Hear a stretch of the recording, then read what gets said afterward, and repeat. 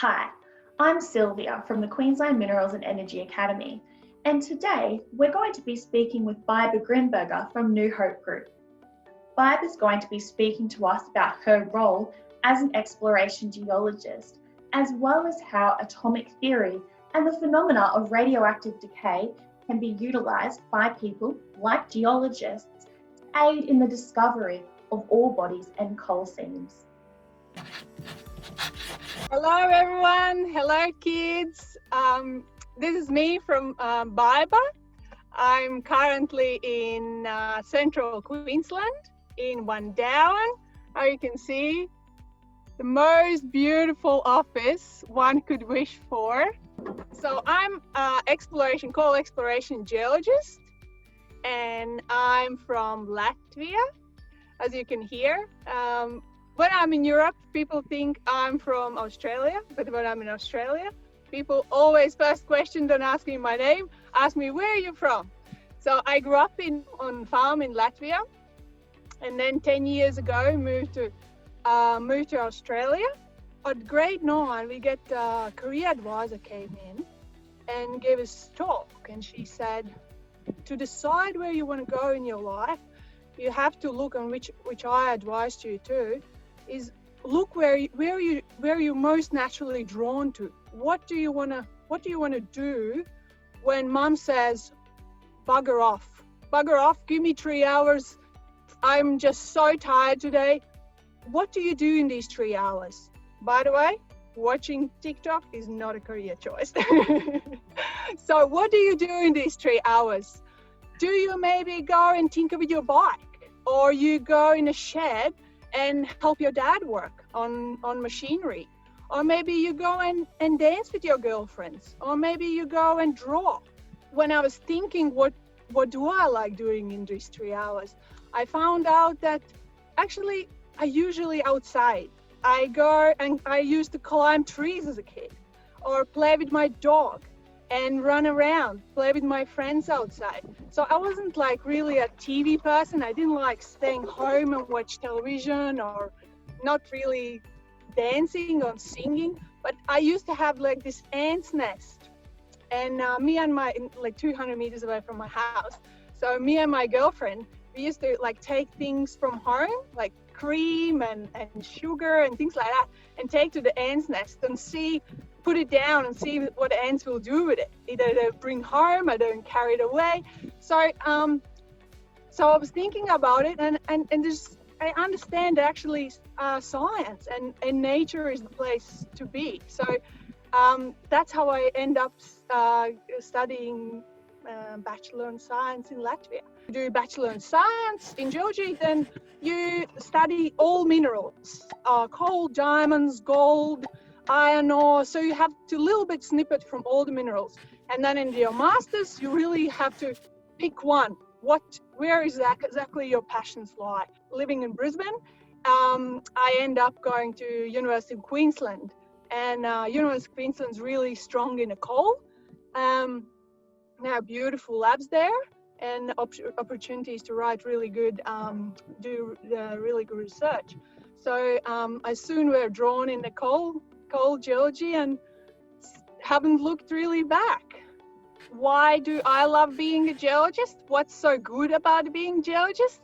Apart from being outside all day, which is amazing. As a kid, I was used to run around and muck around all the time on a farm. So early on, I knew I can't be the Monday to Friday person. I can't sit in office all day. It really kills my spirit. So being here and in this beautiful weather, in this beautiful nature, like, I think I have the best job in the world, and I hope I can convince someone of you guys to come and try it too.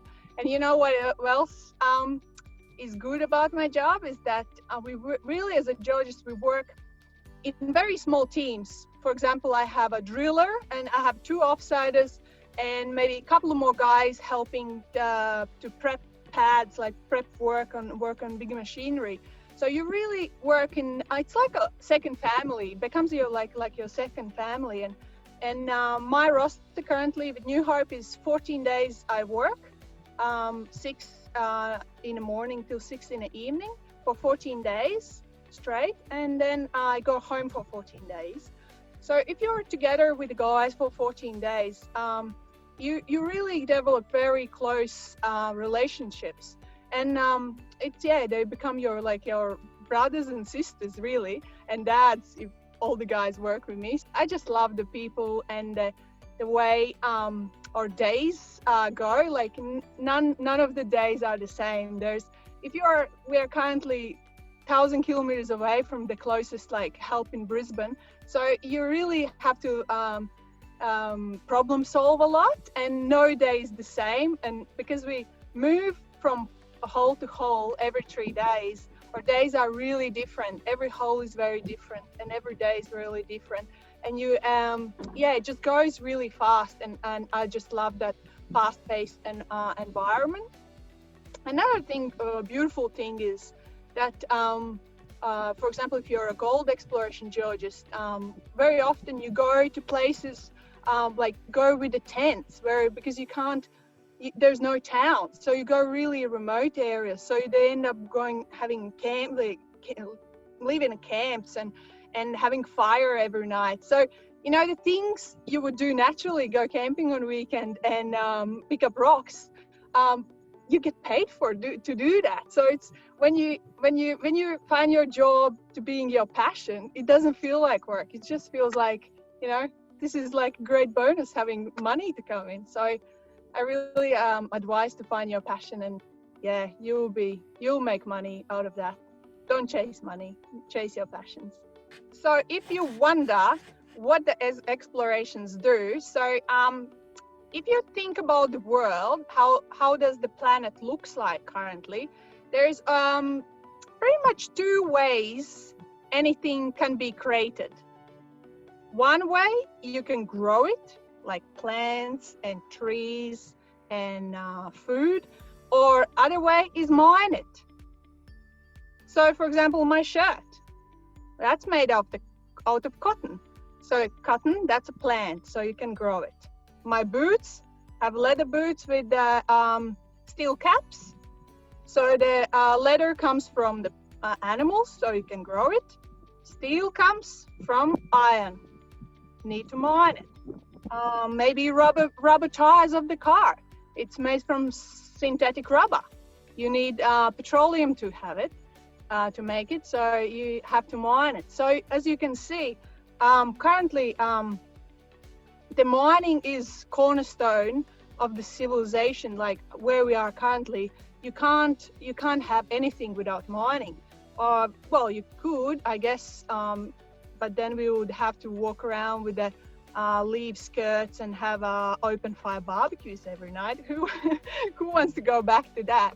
So as you can see, the mining is crucial. You can't continue your civilization to grow and enjoy the luxuries without mining. So where does the exploration geologist comes into the picture? Well, drum roll. Everything starts with exploration geology. I want to say it again.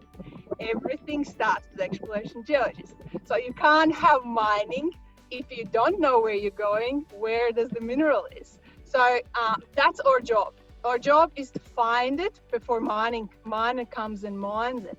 So we go to the places, most remote places in Australia and around the globe where no one else goes. We go to mountains, we go to remote towns, we go to the farmers' paddocks, and to get there, everything works. Either that's with cars, we get bogged all the time. I'm getting better, but when I first moved from Latvia, oh my God, I get bogged every week. But now I'm good. But other way we can get around is on horseback, so that's more remote. If you go to the more remote places, so you can so you don't run out of fuel, you sometimes take horses on a horseback. So like Mongolia, that's the only way they do, only on the horsebacks. One summer, even in Queensland, we couldn't get on paddock. It was like super wet for 2 months, and only like cars were just getting bogged. So only way we can get on was ask farmer to give us the horses, and he was really happy.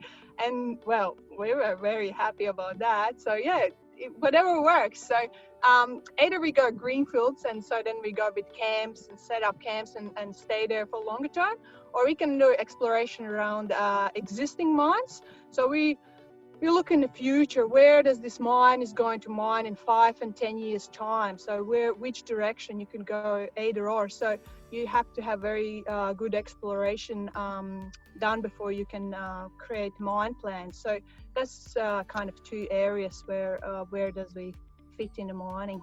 Every day looks as a field geologist. So currently I work for New Hope Coal, and we are in Wendown, which is greenfields exploration site. So it's place where there's no mines. So the place where we want to open mine one day. So we're looking for areas which we have the most potential. So I have one rig with me.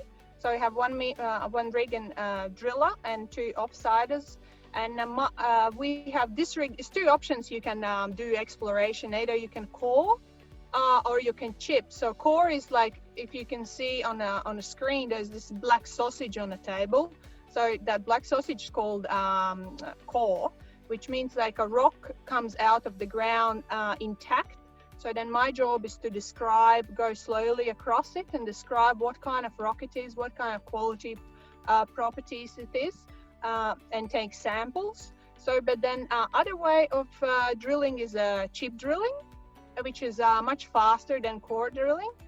So then drill rig, when it works, it's instead of bringing core out, solid stick, it brings out little pieces of rock. So then my job is to catch these little cuttings of rock and wash it, and then describe from the little pieces, which is a little bit like much more complicated to do than core, because you can't see really very clearly what the rock. So that's what I'm doing currently. So I would say I would spend probably 80% of my time in the field while rig works, and I just keep take these cuttings and describing as the drill rig drills down. We go about 200 meters depth, and then once the drill rig moves on, once the drill rig finishes this job and goes to the next site, in between that gap, that's when I go in office, or I don't really have a field office because we are so remote. And then I have set up my room as my office. So then I bring all my data and all the information back to my room, and I look in the computer and I look how it looks, and if it makes sense, if there's any samples or anything has to be taken, then I do that from the office. And then as well, there's a logger who comes out and geophysically logs the hole, and he gives me the data, and then I look, compare against his log against my log, because he's more precise than I am. Then I adjust my log to fit geophysics, and I will tell you a little bit later about that. Ami said that you guys been working, studying atomic principles, and I can clearly remember when I was doing that in school, and I was thinking to myself, why the heck do I need to know this? Like, I will never ever in my life need this knowledge. Like, seriously, why do I do it? Why do I sit in this class? It is so boring.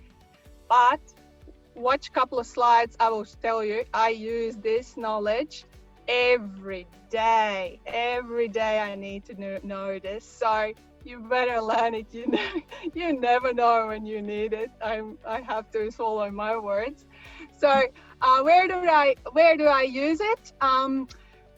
We as a geologist use it in pretty much in 2 ways. One way is to date a rock. How do we know how old it is? So to date a rock, it's you can do 2 ways. You can say relative dating. It's like saying that you are younger than me. That's it. And I have a beautiful picture on the right for you. Have a little exercise. Can you tell me which rock, when you think about it, you can see little rock layers there, which rock is older, B or C? if you say that the B is oldest, you're right. Because when you look at the B and C, it's there's a rule called in geology superposition, which means anything something below is always older than something above. So because B is below C, it's always older. Okay, another one. Which is older, D or E?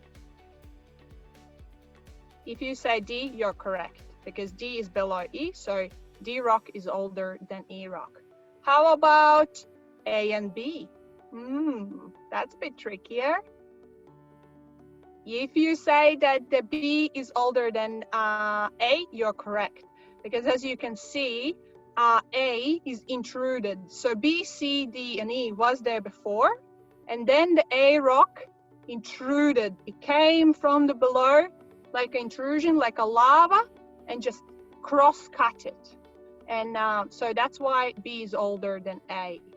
And can you tell me which is older, E or A? Well, that's actually a trick question. We don't know. Could be anything. Could be A older or could be E older. So yeah, can't tell. You can definitely tell between D, C, B, and A, but E's a bit of a wild horse there. So then another way you can date rock is absolute dating. You probably learned it about the carbon dating. But because carbon half-life is very short compared with Australian coal mining, you can't use it. So you have to use a different method, which is uranium-lead dating, which half-life is 4.4 billion years. That's crazy. So Australian coal is from 150 to 280 million years old. Oh my God, so old. And do you know how old is humans? Can you tell?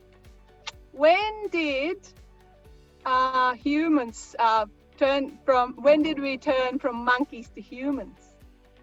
That's a trick question. You should know by this age, this grade. If you say 200,000, you are correct or close. So humans are 200,000 years old, while Australian coal is 280 million years old. Other way to how we use atomic principles is what I use actually nearly every day is we use is geophysical logging. So when we have finished the hole, we have a geophysical logger comes out and do a gamma ray logging. So what it does, it has a radioactive source, and it kind of sends little signals out. And when it sends it out, the signal bounces, and they measure the time between the bounce and come back. So how long time it takes for signal to go out and come in. So that's how would you say if a rock is so the density is high or low. So because coal is naturally very low density, it's perfect tool to measure. To use for coal exploration, because usually coal is surrounded by mudstone and sandstone. So because they're high density, it takes very fast. The signal comes back really fast. But then because coal is so like low density, it takes a longer time for signal to come back. And as you can see in the picture, you can see my log with the blue and orange and black. That's my lithology log. And then on the right of that, there is the geophysical trace. So on the left of that trace, that's where the signal is like a low density.